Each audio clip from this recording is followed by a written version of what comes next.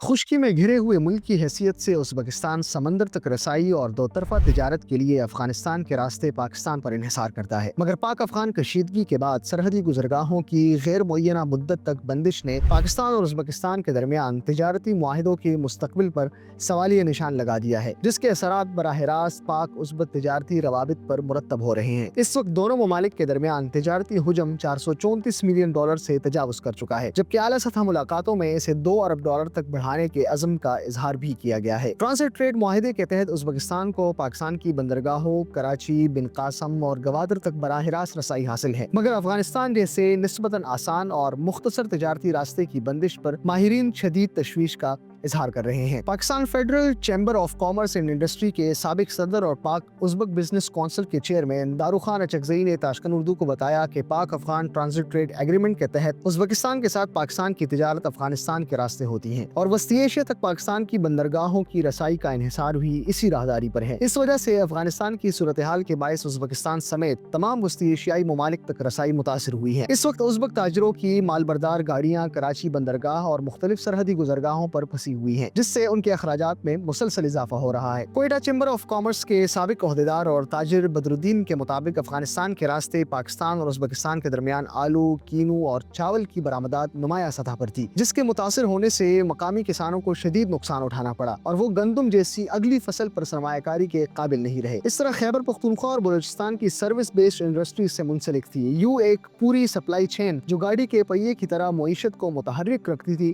جمود کا شکار ہو گئی۔ Pak Afghan joint chamber of commerce and industry کے سینئر نائب صدر ضیاء الحق سرحدی نے تاشقند اردو کو بتایا کہ پاکستان اور ازبکستان کے درمیان دو طرفہ تجارت میں مجموعی طور پر 10% اضافہ ریکارڈ کیا گیا ہے۔ ازبکستان کی پاکستان سے درآمدات میں 12% جبکہ برآمدات میں 8% اضافہ ہوا ہے اور یہ تجارتی حجم مستقبل میں $2 ارب سے بھی تجاوز کر سکتا ہے۔ اس وقت ازبکستان میں 228 پاکستانی کمپنیاں فعال ہیں، جبکہ گزشتہ سال 80 نئی کمپنیاں پاکستان کی ازبکستان میں رجسٹر ہوئی ہے۔ تاہم زمینی حقائق اس پیش رفت کے لیے خطرہ بنتے جا رہے ہیں۔ افغانستان سے گزرنے والی ٹرانس افغان راہداری جو پاکستان کی بندرگاہوں کراچی اور گوادر کو وسطی ایشیا سے ملاتی ہے، سیکیورٹی صورتحال اور سرحدی کشیدگی کے باعث متاثر ہوئی ہے۔ اس کے نتیجے میں ازبکستان سمیت وسطی ایشیائی ممالک کے ساتھ تقریباً $2.5 ارب کا ممکنہ تجارتی حجم خطرے میں پڑ گیا ہے۔ سرحدی بندش کے باعث ازبکستان جانے والی ٹرانزٹ تجارت اور سیمنٹ کی برآمدات بھی معطل ہو چکی ہیں۔ ماہرین کا خیال ہے کہ افغانستان کے راستے کے بغیر ازبکستان کے ساتھ تجارت کے لیے ایران کے ذریعے سمندری اور زمینی راستہ